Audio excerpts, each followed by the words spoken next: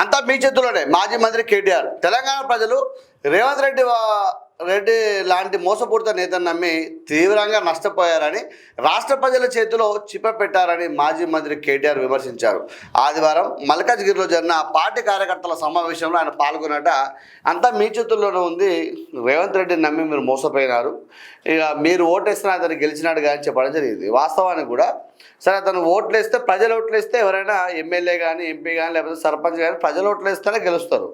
కానీ మరి 2014 లోపల ఎవరికి ఓటేసినారు? ఇప్పుడు ఒక చిన్న సామెత ఉంటుంది ఇంటికాడ.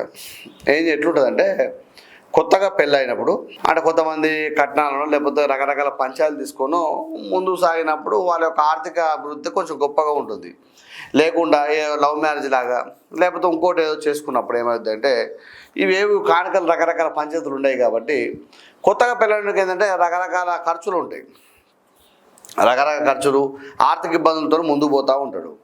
కానీ ఇక్కడ ఏం జరిగిందా అంటే, మీరు గమనించవచ్చు. 2 విషయాలు ఎందుకు చెప్పినా అంటే, వీరికి అధికారం ఇచ్చిన 2014 లోపల మిగులు బడ్జెట్తోని రాష్ట్రాన్ని అప్పగించడం జరిగింది. అంటే పూర్తి డబ్బులతోని మీరు కలిసి కలకాలం మంచిగా ఉండాలని చెప్పి మనం ఇవ్వడం జరిగింది. అయితే ఇప్పుడు రేవంత్ రెడ్డి గారు వచ్చిన తర్వాత ఏమైందా అంటే, ఇప్పుడు అప్పుల కుప్పగా మారిన తర్వాత పూర్తిగా తన ఖర్చు తనే, అంటే పూర్తి తెలంగాణ ప్రజల మీద అప్పు నెత్తి మీద ఉండగా ఇప్పుడు బండిని ముందుకు నడపాల్సిన అవసరం ఏర్పడ్డది. ఇప్పుడు పక్కకున్న వాళ్ళు 100 మాట్లాడతారు, కానీ నడిపేవానికి ఆ బాధ ఎందుకు తెలుస్తుంది వాస్తవానికి. ఇవాళ ఏం జరుగుతుందంటే, ఇవాళ తెలంగాణ ప్రజలు ఏం చేసినారంటే, మన ఫస్ట్ 5 సంవత్సరాలు కేటీఆర్ గారికి ఇచ్చిన, మన కేసీఆర్ గారికి ఇచ్చిన తర్వాత మళ్ళీ అధికారం వాళ్ళకే ఇచ్చిన తర్వాత ఏమైందంటే, 10 సంవత్సరాల తర్వాత కేసీఆర్ మీద కొంచెం విరక్తి పుట్టింది. అంటే ఇతను ఎందుకు మాకు ఏం చేయట్లేదు అని చెప్పి ఒక భావన ప్రజలు వచ్చి తీవ్రమైన వ్యతిరేకతతోని ఇలా కాంగ్రెస్ పార్టీ అధికారంలోకి రావడం జరిగింది.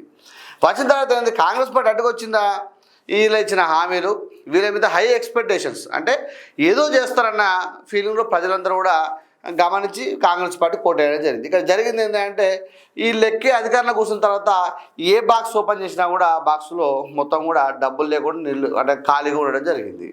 మరి అధికారంలోకి వచ్చినాం కదా, మరి ఎట్లా నడపాలని చెప్పి ఇప్పుడు తర్జన పడుతూ ప్రభుత్వాన్ని గాడిన పెట్టే ప్రయత్నం జరుగుతూ ఉన్నది.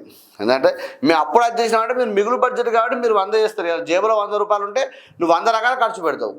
అదే జేబులో ఖాళీ ఉంటే నువ్వు ఎవరు ఖర్చు పెట్టగలుగుతావు?